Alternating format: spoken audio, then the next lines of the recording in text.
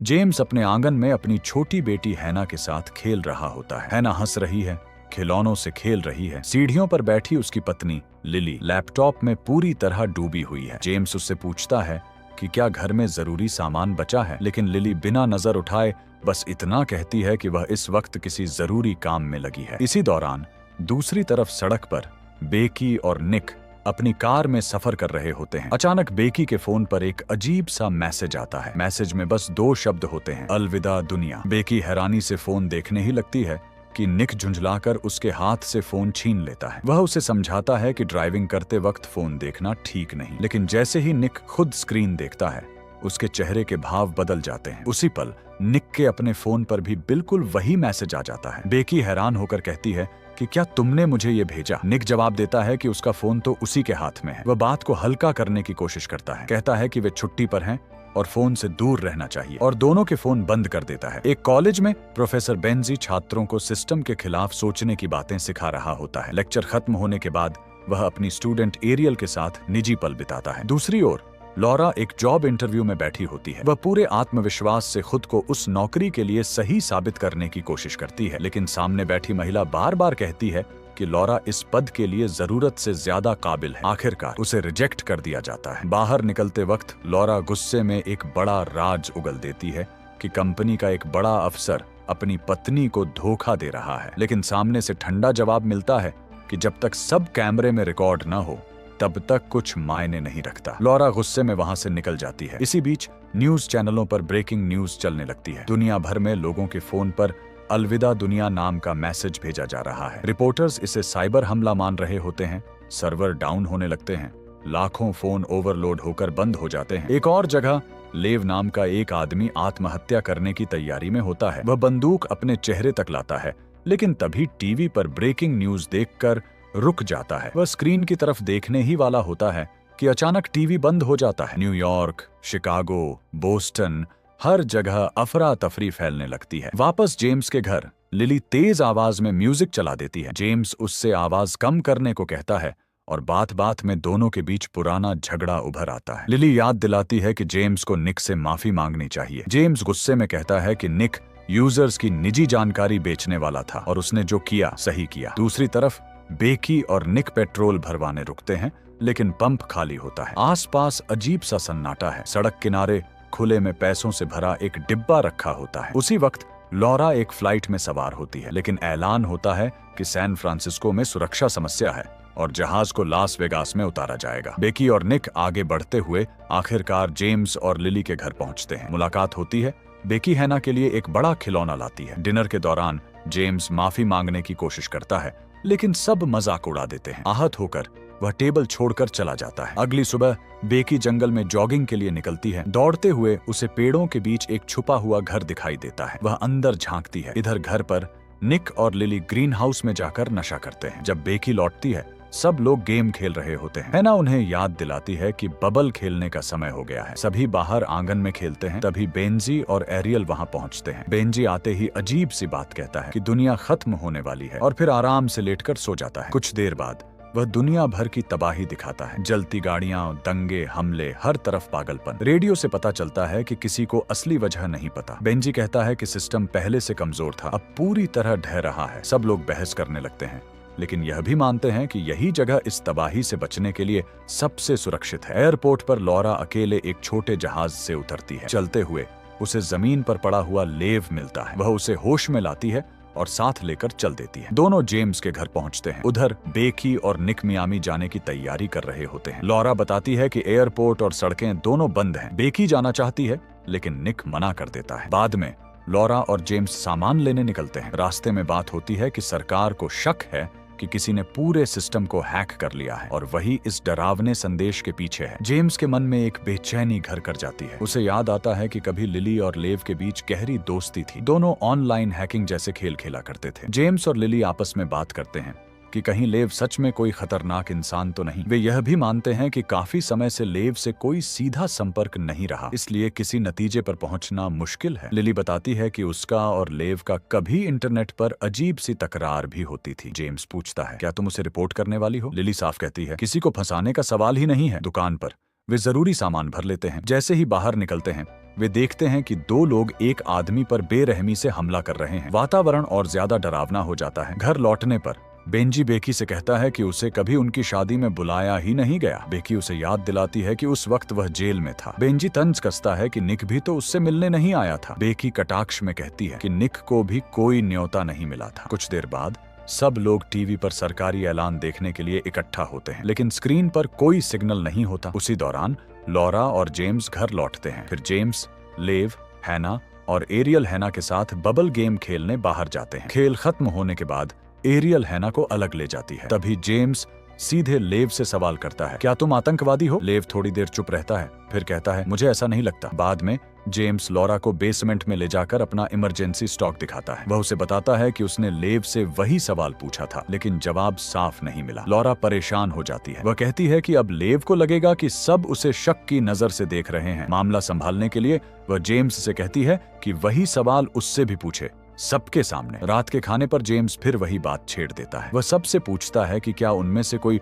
गलत कामों में शामिल रहा है। सब जोर जोर से हंसने लगते हैं। कोई उसकी बात को गंभीर नहीं लेता। बात बदल जाती है। सब यह सोचने लगते हैं कि अगर दुनिया खत्म हो गई तो उन्हें पुरानी जिंदगी की कौन सी चीज सबसे ज्यादा याद आएगी। अगली सुबह अचानक सैनिक घर पर पहुंच जाते हैं। वे कहते हैं कि सब कुछ कंट्रोल में है, लेकिन यह जगह अस्थायी बेस के लिए सही रहेगी। घर के लोग आपस में सलाह करते हैं। सब डरे हुए होते हैं। लेव अपनी बंदूक दिखाता है, लेकिन लॉरा तुरंत उसे छीनकर खाली कर देती है। काफी बहस के बाद वे तय करते हैं कि सैनिकों को रुकने की इजाजत नहीं देंगे। बेकी साफ कहती है कि उन्हें मना करने का पूरा हक है। वह संविधान का हवाला देती है। बाहर जाकर वे सैनिकों को अपना फैसला बताते हैं। सैनिक कहते हैं कि वे जबरदस्ती नहीं करेंगे, लेकिन जब वे घर की तलाशी की बात करते हैं, बेकी फिर कानून की बात उठाती है। वह साफ कहती है कि बिना वजह तलाशी लेना गलत है। बाद में बेंजी और लॉरा बाहर बैठकर सिगरेट पी रहे होते हैं। एरियल बाहर आती है और बेंजी को अंदर बुलाती है। वह बताती है कि वह नशे में है और उसके करीब आना चाहती है। बेंजी मना कर देता है। वह कहता है कि दुनिया खत्म हो रही है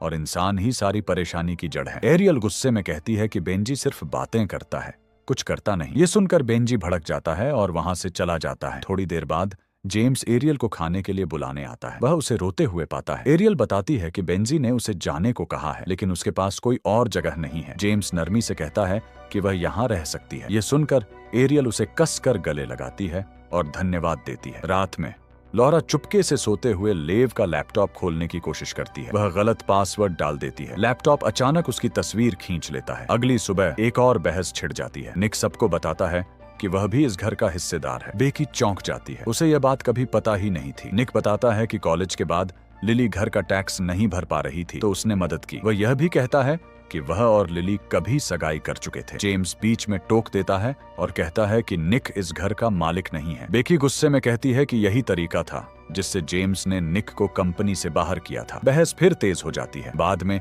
लिली और निक बाहर बैठकर पुरानी बातें याद करते हैं। भावनाओं में बहकर दोनों एक दूसरे को चूम लेते हैं। उसी पल बेकी निक को ढूंढती हुई आती है। निक जल्दी से छिप जाता है। बेकी लिली से पूछती है कि क्या निक ने कभी उसे अंगूठी दी थी। लिली बताती है कि उसने अपनी दादी की अंगूठी दी थी, लेकिन उसने लौटा दी। वह बेकी से कहती है कि वह खुशकिस्मत है कि उसे निक जैसा इंसान मिला, और फिर अपने और जेम्स के रिश्ते की कड़वी सच्चाई भी बता देती है। लिली की आवाज भर्रा जाती है। वह धीमे से कहती है कि हैना के जन्म के बाद जेम्स का प्यार उससे कहीं खो गया। उसकी आंखें नम हो जाती हैं। वह कहती है, अगर मैं अचानक गायब हो जाऊं तो शायद जेम्स को फर्क भी नहीं पड़ेगा। बेकी उसे दिलासा देने की कोशिश करती है, कहती है कि ऐसा नहीं हो सकता। घर के अंदर माहौल हल्का करने के लिए लॉरा एक छोटा सा शो करती है। वह सबको हंसाने की कोशिश करती है। उसके बाद लेव उठता है और मजाक सुनाता है। कमरे में ठहाके गूंज जाते हैं। फिर बेकी अपनी कविता सुनाती है। निक उसके बाद एक जादू का ट्रिक दिखाता है। आखिर में एरियल गाना शुरू करती है, लेकिन गाने के बीच में लिली टोक देती है। वह कहती है कि एरियल गाना बिगाड़ रही है और खुद गाने लगती है। एरियल चिढ़कर जवाब देती है और लिली का मजाक उड़ाती है। बात देखते ही देखते तीखी बहस में बदल जाती है। जेम्स बीच में बोलता है कि एरियल को थोड़ी देर बाहर चले जाना चाहिए, लेकिन एरियल और ज्यादा जहरीली बातें कहने लगती हैं। आखिरकार लिली का सब्र टूट जाता है। वह गुस्से में चिल्लाती है और एरियल को अपने घर से निकल जाने को कहती है। एरियल दरवाजा पटकते हुए बाहर चली जाती है। जाते जाते चिल्लाती है कि यहाँ सब लोग बेहद बोरिंग हैं और उसे किसी की जरूरत नहीं। कुछ देर बाद पुरुष एरियल को ढूंढने बाहर जाते हैं, लेकिन वह कहीं नहीं मिलती। घर में महिलाएं हॉट टब में बैठकर अपने रिश्तों और पतियों की बातें करती हैं। बातें हल्की हैं, लेकिन अंदर से सब डरी हुई हैं। जब पुरुष वापस आते हैं, निक बेंजी से कहता है कि उसने उसकी सलाह मान ली और लिली को चूम लिया। बेंजी तुरंत टोकता है। वह कहता है कि उसने ईमानदार होने की बात की थी, किसी शादी को तोड़ने की नहीं। निक गुस्से में कहता है कि बेंजी ने कभी कोई सच्चा परिपक्व रिश्ता निभाया ही नहीं और उसी की सलाह मानना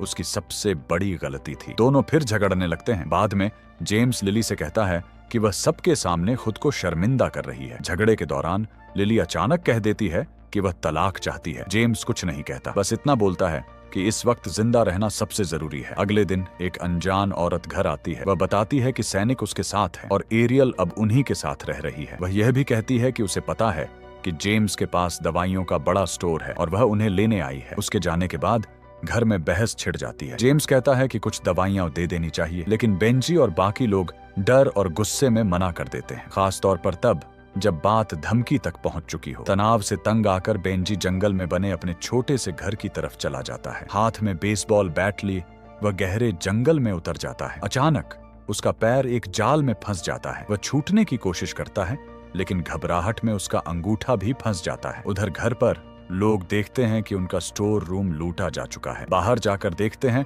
तो सैनिक वहां मौजूद होते हैं। उनके साथ एरियल भी होती है। सैनिक शराब और दवाइयां ले चुके होते हैं। एक सैनिक एरियल को गलत तरीके से छूने की कोशिश करता है। एरियल उसे जोर से धक्का देती है। दूसरा सैनिक गुस्से में बंदूक निकाल लेता है और फिर से उस पर झपटता है। लेव पीछे से हमला करके उसे रोकने की कोशिश करता है। सैनिक आग बबूला हो जाता है।